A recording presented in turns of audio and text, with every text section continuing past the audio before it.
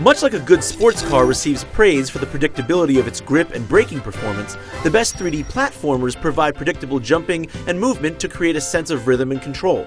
While the Sonic the Hedgehog games of the past have almost always understood this, Sonic Lost World does not, making the Blue Blur's latest outing a clumsy, ungainly 3D platformer that doesn't do Sega's mascot justice. Sonic Lost World is a strange sort of design feat where no one thing is broken, but a perfect storm of subtle tuning decisions throw a monkey wrench into the works. The most immediately apparent issue is how controlling Sonic feels. He doesn't really accelerate the way he has in the past. Instead, moving the left stick puts him directly into a leisurely jog that feels more Italian Plumber than Blue Hedgehog. And even when you depress the right trigger to dash, his speed feels lacking. I never felt like the speed demon I wanted to be.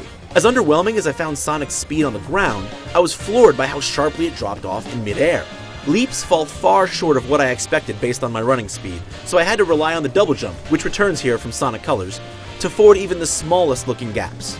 Wall running is now a common way for Sonic to get around as well, but again, his speed here is painfully lacking. A new secondary lock-on attack has you homing in on foes and punting them forward to clear out their buddies, but whenever you use it, everything jerks to a halt, interrupting your flow of movement. At nearly every opportunity, Lost World got between me and the speed I craved. The Super Mario Galaxy-inspired level designs compound these problems. Sure, they open up some welcome possibilities for exploration, but inserting light puzzles and placing much of the 3D landscape on cylinders and spheres necessitates a bunch of lateral movement, which is directly at odds with my natural hedgehog instinct to speed towards the horizon. Even the 2D sections lack the rhythm and cohesion the franchise is known for. The same awkward jumping and sluggish movement carry over, exacerbated by the fact that Sonic has a tendency to wall run on any vertical surface he's near while airborne. Brief, scripted moments attempt to convey Sonic's speed, but these mostly amount to mini cutscenes that take control out of your hands. A handful of levels did manage to get out of my way long enough to build up some legitimate speed, but for the most part, I was stuck watching Sonic go fast rather than making him go fast. After the success of Sonic 4, Colors, and Generations, this is a big disappointment for Sega's speeding Blue Bullet. Sonic Lost World clumsily tears all the wrong pages out of the Super Mario Galaxy playbook, and in so doing, loses the breathless speed and fluidity that makes a Sonic game a Sonic game. Its visuals may talk the talk, but the rest of the package just can't walk the walk, much less run it. For more on Sonic Lost World, be sure to keep it here on IGN. Sonic's raw speed sits uncomfortably alongside the gravity-based platforming, making it far too easy to suddenly leap off into oblivion. And while you can at least slow Sonic down to a more sedate pace, his overly twitchy movement makes it tricky to land on certain platforms or perform the precise movements needed to nab one of the many red coins hidden amongst a level.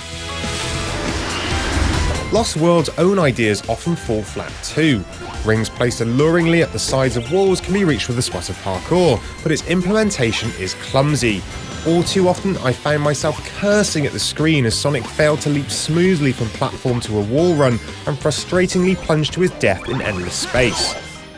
That some non-offensive visuals and a few fun 2D sections are the highlights of a largely 3D game is telling. Sonic Lost World overtly covets the great Italian plumber, but in doing so it smothers the talents of its blazing blue hedgehog. There were moments when I thought it might all come together, and Sonic's fun, if slightly erratic speed would be matched to levels that were intelligently designed to make the most of it.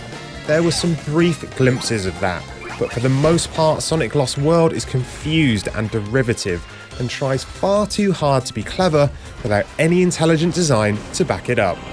Odd considering that this is a game that shamelessly lifts ideas from its plumber-fronted rival. Each of its levels are filled with the same free-floating islands and gravity-based trickery that made Galaxy such a success, and even includes those super tricky tunnels and half-pipes.